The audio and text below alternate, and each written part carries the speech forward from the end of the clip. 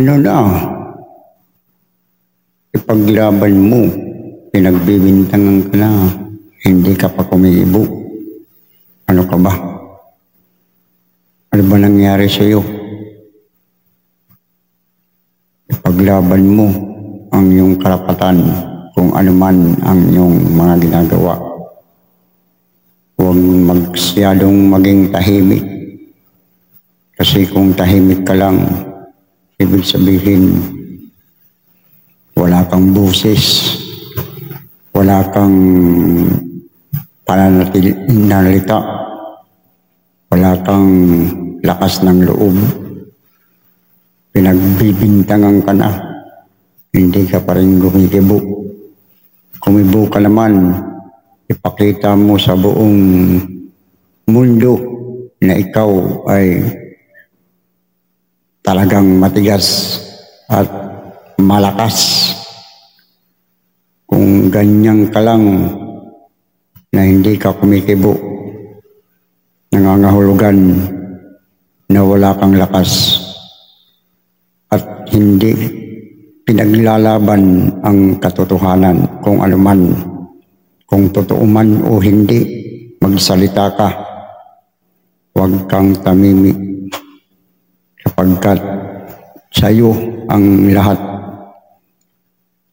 ang kasagutan kung ano ang katanungan.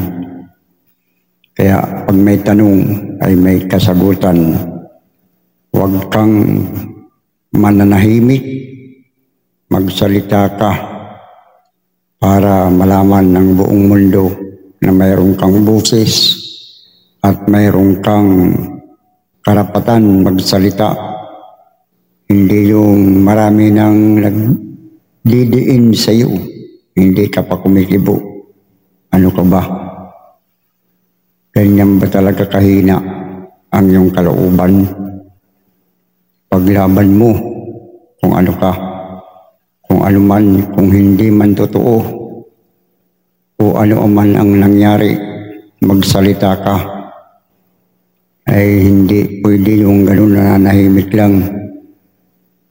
Huwag masyadong magkumwari sapagkat hindi natin malulutas ang isang dapat lutasin na hindi natin sasabihin.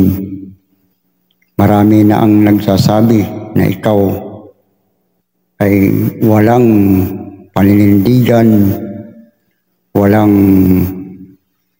isang salita pero hindi ka kumikibo.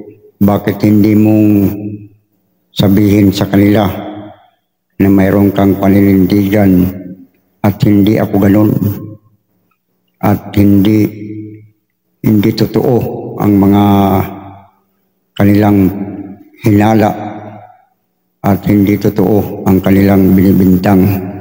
Kaya magsalita ka na para matauhan ang dapat matauhan. Hindi yung nananahimik ka sapagkat kung habang ng buhay nananahimik ka, walang mangyayari. Kailangan puksain natin ang mga masasama at huwag natin hayaan na manatili ang mga kasamaan dito sa mundo sapagkat ang lahat ng bagay ay mapupuksa sa pamamagitan ng pagkakaisa at pagkatotoo. Kung hindi tayo magpapatotoo, malamang manlalamang ang mga nakakalamang. Kailangan tayo magpatotoo para ang lahat ng mga nakakalamang ay malamangan.